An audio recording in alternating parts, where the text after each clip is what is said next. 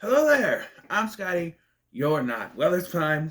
It's time. It's finally time to talk about Madam Web. This movie came out back in February, and everybody is just shit all over it. Now, my point of stance with these Sony Spider-Man movies without the Spider-Man in the movies, Sony Spider-Man movies without Spider-Man in the movies, is that I think they're fine. I'm on board with what they're trying to do if they just stick to it. Reportedly, this was the second film where they decided to reshoot things and take out any Spider-Man references. Where this one, there's actually are some Spider-Man references, like literally Ben Parker and Mary Parker are one of the characters, or two of the characters, and Peter Parker is born at the end of the film, albeit they never say his name. There's a point where they're about to, and she has a vision, and it flips back around. So yeah, so I don't correctly say it. There are some hints to the larger Spider-Man universe, which I'll get to. But yeah, this came out and everybody just shat all over it. Just yeah. And how do I feel about this movie? Well, like I said, pretty much enjoyed every one of these Spider-Man movies without the Spider-Man in them. Without Spider-Man in them, I liked Venom. I actually thought Morbius was decent. Everybody says it felt like a throwback to the 2000s, and do point this one does too. But I like that because I didn't hate 2000s uh, superhero flicks the way a lot of people seem to. I mean, movies like Elektra and Daredevil, the director's cut of Daredevil is better, but I'm just saying. Um, the Venom sequel I thought was okay, but didn't like the way that Carnage was treated. I didn't think he should have been a one and done villain. He should have stuck around because I hate that. They did the same thing to Venom in his first go around, and I hated that. I thought they learned a lesson about killing off villains in one shot. Now, Morbius had that post-credit scene with Michael Keaton teasing a team up that nobody but me wants. I want to see like a villain team up thing. And this one was supposed to give us a a new franchise within this universe. And but no, this bombed, so we're not getting that. So, I wish they would ignore fan reception and to a point box office just keep doing what they're doing, keep shilling them out because like sure there are some things like fan forstic. I would like to have seen what a sequel that would have been. Like I'm kind of curious, but I don't really want one. I'm also curious to see what a third Fantastic Four film, under the Tim Story banner would have been.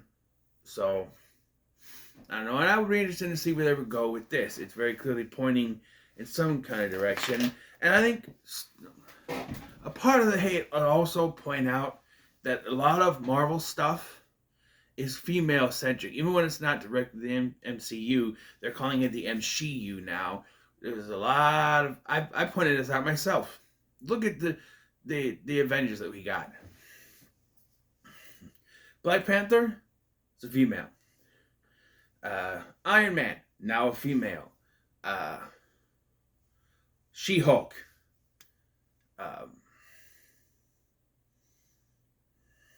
Who else? We got a female Hawkeye, right? We've seen more of Captain Carter than we have of Captain America / Falcon since he was given the mantle at the end of Falcon and Winter Soldier. They've been focusing on females. And there's even a rumor that when they reboot the X-Men, they're going to focus on female characters. To that I say, I understand that the point of contention is, well, they don't, with Hugh Jackman being Wolverine and they're bringing it back, it's going to be hard to try to focus on that. Well, you don't need to focus on the females, though. There's too much female focus. And that's probably why people were turned off by this movie, because it is a very strongly female-led film. And a lot of people saw that and went, yeah. I saw the trailer and went, I was mildly interested because I want to see where they went with this. But like most things, trailers lie. Yes, because they made it seem like she could travel back in time, from the trailers. That's what it seemed like, because they were editing it to make it look like that. That's not what her power set is at all. She sees the vision and is able to course correct and change things. She can't go back in time. She just sees a vision. And they don't even do that well because of the way it is edited poorly. It's just like little snaps and things. Like, if you have seizures, I would kind of suggest you not watch this because there is a lot of flashy stuff. But yeah, this movie takes place in 2003, and Cassie Webb is a paramedic working hand in hand with Ben Parker, played by Adam Scott, who I think does a good job. Dakota Johnson, on the other hand, I've never been a big fan of her. I thought she was woefully miscast in the 50 Shades of Grey films. Because if you think about it, Christian Grey's whole thing is that he found the most beautiful girl in the world to him, and he wants her. Like, he picked this one girl over all others to be his submissive. And nothing about Dakota Johnson. She's one of the most normal looking women I've ever seen. Nothing screams out, that's the one to me. You know? Now, if I saw Sydney Sweeney, yes. She's a little too young for me. She's old enough to be my younger sister. What is she, like 27? She's 10 years, 10? No. 10? Yeah, 97. So she's 10 years younger than me. Younger sister. My brother was born in 98. So yes, she'd be my younger sister. Also, I could date a 27-year-old. I wouldn't get a 27-year-old, but I could date one. I won't, but you know what I mean. But yeah, you have these, what will become future Spider women, and there is an issue because in the visions they show all three of them fighting together, but like Julia Cornwall, or Carpenter as she is in the film, I don't know why they changed her name, and Anya Corazon and Maddie Franklin are both known as Spider-Woman in the comics at different times. They're shown fighting together. I don't know, but yeah. Sydney Sweeney plays Julia Cornwall. Isabella Merced, or Monair, whatever you want to know her by, as Anya Corazon. And Celeste O'Connor is Maddie Franklin. Now, there was one thing that made me go, hell no. Because at one point she's like, I'll just call my Uncle Jonah. And I'm like, that better not be J. Jonah Jameson. Because they decided that we can't have just white women in movies, even though all three of the characters in the comics are white. We can't do that anymore. We got to be woke. So Isabella Merced is, of course, Spanish, and Celeste O'Connor is African American. But they still made her uncle J. Jonah Jameson. And as we all know, J.J. Simmons is J. Jonah Jameson in every single universe, and we will not be happy in any other way. So the only thing I can come up with is that one of her parents is white, and she's mixed race. That's the only thing that I can concede that J. Jonah Jameson is her uncle, because I would not accept anyone but J.J. Simmons as J. Jonah Jameson. There's also some murky stuff at the beginning of this with the backstory. Like, the main villain is completely connected to Cassie in a way. Oh, by the way, I wasn't done talking about Dakota Johnson. She doesn't care, and she said, basically, without saying it, that she doesn't care. She doesn't think she'll ever have a role like this. It was basically a paycheck to her, and you can tell by her performance that she just doesn't care. Come on, you gotta come with me, let's go. You gotta stay here, okay? It's just, yeah. The beginning of this takes place in the jungle, and we see her mother, played by Carrie Beach, who was JD's replacement, Zach Braff's replacement on Scrubs, and what should have been a full-fledged spinoff. ABC said, no, we want Zach Braff back, even though they said goodbye to him at the end of season 8. But, I count season 9 of Scrubs as its own spinoff, JD notwithstanding. But yeah, I didn't recognize. I'm like, she's familiar, and I looked it up. Oh yeah, it's her. She's older, of course. I haven't seen her since 2009. So, and she's on this expedition. She's pregnant, and she's trying to find this special spider. And she eventually finds it, but then her research partner, Ezekiel Sims, played by some dude I've never seen before, turns on her and shoots her. This ancient tribe called the Los Arañas, which made me think of the Arañas, which I couldn't think of. What's that from? Is from The Flash, which was a group of female antagonists like Sunshine, the new Doctor Light, and Ultraviolet. You know that. But yeah, Los Arañas. They take her. They put like the spider on her chest that bites her. It saves the daughter, but not her. So then Cassie will inherit these powers. However, she doesn't get those powers until a near-death experience happens. And it's when she gets the powers that you start to realize it's not what the trailers told you it was going to be. Because in the trailers, it felt like she was able to rewind and go back and kind of go like time travel. But that's not what it is at all. She just sees stuff and tries to stop it. Because one of her colleagues, played by Mike Epps, in a cameo that I did, I'm like, Mike Epps, really? He just want a paycheck too? She sees that something's going to happen. Like she sees his body's going to die, and then he dies. And I'm like, okay, this is when she learns she can time travel, right? No, he's dead, and I'm just like, wait, what happened to the? And then we get to the scene from the trailer where they're in the diner. And I'm like, okay. And the trailers made it look like when they failed, it rewinded to she's right outside the diner. I don't know if there's a reshoot because she doesn't walk into the diner like they showed in the trailer. She crashes into it with the car. Well, maybe I think it's in the vision she has, she walks in the diner, but she changes it. She crashes into the diner instead. And yeah, and the villain is wearing this Spider-Man like costume that is never really explained. He has these visions because he has the spider powers too. He has more powers than Cassie has, but hers is like she can see things, and at the end she can sort of put out spirit web thingies. I don't know. And of course, because it's a bunch of teenage girls, there's gonna be they don't believe her, they're gonna argue with her. I don't like this. Felt very stereotypical 2000s movie because they placed 2003, like I said, and you got the music like Britney Spears' "Toxic," which was a new hit at that point. But like when she's trying to save them, she has a vision of the police arresting her, so she thinks, "Oh, it's because I go in this direction." But she still ends up almost getting arrested anyway because one of the girls yelled out they're trying to kidnap her, and they don't see the guy in the spider suit crawling around. I call bullshit. They don't see him, but then the cops are after her for most of the movie, even though that doesn't play into anything, really, at all. And then we introduced to Mary Parker, and one of the most things where it feels like they had more, but they took some out because like there's a part where like so did you come up with a name for it or whatever its name is? Like it's very much she doesn't want anything to do with kids, but she's there. She didn't have a mom, so she hasn't like parenting skills or anything. But yeah, and they're like, can you pick a name? And they're all like Richard Jr. And she's like Ben. She goes, no, and then it flips back because it was a vision. And I'm like, what's the importance of this vision? Shouldn't the visions be showing? Maybe she can't really control it yet. I don't know. But like, I don't know. I don't get the importance of some of these visions at the beginning, except for the death of Mike Epps.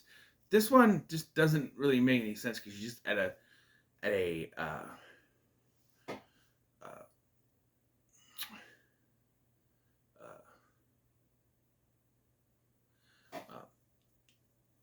baby shower, which makes me think of that birthday party from Is It Smile, where she wraps up the cat. Isn't that what it is? And she doesn't realize it. Is that Smile? I don't remember. But yeah, she's there, and she just leaves, I guess. And then later, she brings the three girls after the whole... Like, first of all, she rescues them from the subway. And they go to another train, like, oh, we don't have a ticket for this train. I'm like, do you need a ticket for the subway? Every movie I've ever seen in the subway ever is people just getting onto a train. I don't see a ticket or anything. Well, I guess maybe you do. But they're running, and then she leaves them in the middle of the woods so she can fly, so she can investigate and figure out what's going on. And then she goes back to get them and doesn't have a vision that they're not there. She just goes to the middle of the woods, they're not there, so she finds them at this diner, saves them again, and then takes them to Ben's place. And then flies all the way over to where the thing was at the beginning of the film to talk to the Los Arañas, where she find, because she looking up stuff and she found out that this guy Ezekiel Sims is connected to her mom, and then she finds out the truth that her mom was trying to cure her of some muscle disease, which ultimately doesn't really matter because we'll get to the end. And so then Mary Parker goes into labor. Yeah, so they gotta take her to the hospital. So of course this is where Ezekiel Sims sees him on a traffic cam because he's got like a computer lady working for him. And then so he goes after them, and then they get Ben and May to the hospital, but Cassie comes and saves them, right? And this does feel very 2000s. They don't say any superhero names. No Madam Web, other than her last name is Webb with 2 B's. You know, and not... Because Ezekiel finds out Cassie Webb, daughter of whatever her mom's name, Webb. Constance Webb. He's like, that's impossible. By the way, I have a question. They never admit to this. So was she an orphan? Because we never find out about her dad, right? My thought was Ezekiel was her dad, but that wouldn't make sense because they would have found him when they found the baby, and he would know. By the way, it's 3:34. Reverse it and turn upside down. It's he. Anyway, so she ends up saving them, and she uses that thing, but then she ends up in a fight with him. A firework goes off in her face, which blinds her, and she ends up paraplegic, excuse me. Which, yeah, she's wheelchair bound now.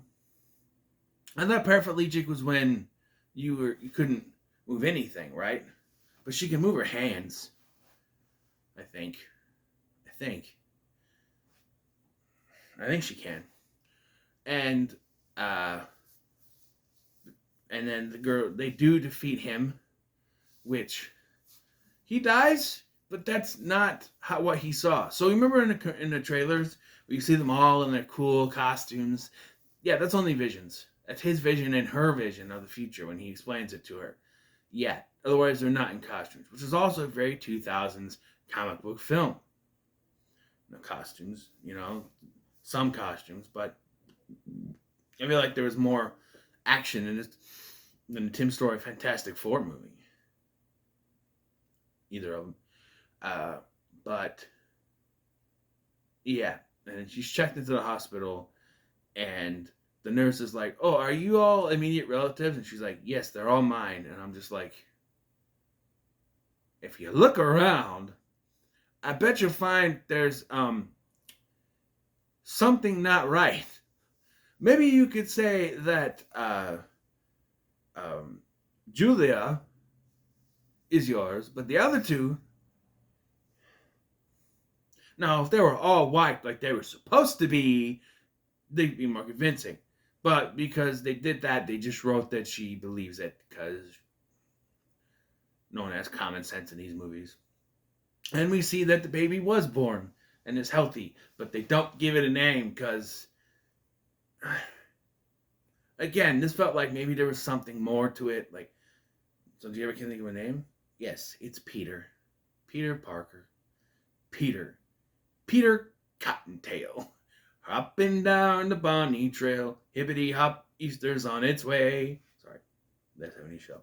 So yeah, and then we cut to a scene in her apartment where they come in with Chinese food, and she's now got very good precognitive powers because she can tell when Anya is going to sneeze. And yeah, so she can... It's basically like Daredevil. She's blind, but not really blind, And yeah, she says, well, there's a big future for us. And then we see them all in the costumes, including her. But she doesn't have the white hair, which disappoints me. And then it ends. There's no post-credit scenes, no mid-credit scene, no nothing. It just ends. Which again is very 2000s horror movie or 2000s comic book movie. Yeah. And I'm sitting here going, what was so terrible about this? It seems about on par with these movies. I don't get why this one got so much hate. Except because it's a female-led film. Much like the Marvels. Now I haven't reviewed the Marvels because I have keep forgetting to do it. It's going to be in the sequel-a-thon, don't worry. But when I eventually do it. But that one got a lot of hate too. And I've watched that, and that's actually not bad either. And the only thing I can think of why these two specific movies are getting so much hate, they're female-led films. And people are just getting sick of female-led superhero anything. I'm kind of on that spectrum where it's like, yeah, it's kind of annoying to keep doing this, but I go into these movies with a clear head and not in like, oh, this is gonna suck. And a lot of people go into movies like this, oh, this is gonna suck, and then so they have that attitude the entire time, and when they get out, that's yeah, it's like I thought. They don't give it a chance. So I'm gonna give this a middle of the road. It's not as terrible as people are making it out to be. I do believe it's only because it's a female-led film that people are just shitting all over it. Just like they did with the Marvels, and neither of them are that bad. Now there are others that are shitting on, like Thor, the new one, Thor: Love and Thunder. That one's okay too. I can't really put it on female thing because it's a female Thor, but she's not the primary focus. She's a focus, not done well, but still. Yeah, so yeah, this is not as bad as people made out to be. Which probably means that Tarot, which is the other shitty movie from the year, is probably going to be as bad as people say. Because those are two movies people are talking about and shitting on. And I think maybe Tarot seems like... It seems like going to that. We'll find out. Eventually I'll get around to it. Anyway, what are your thoughts on Madam Web? Let me know in the comments. Don't be sure to like, share, and subscribe. Thank you for watching. I'm Scotty, and I'll see you in the next one.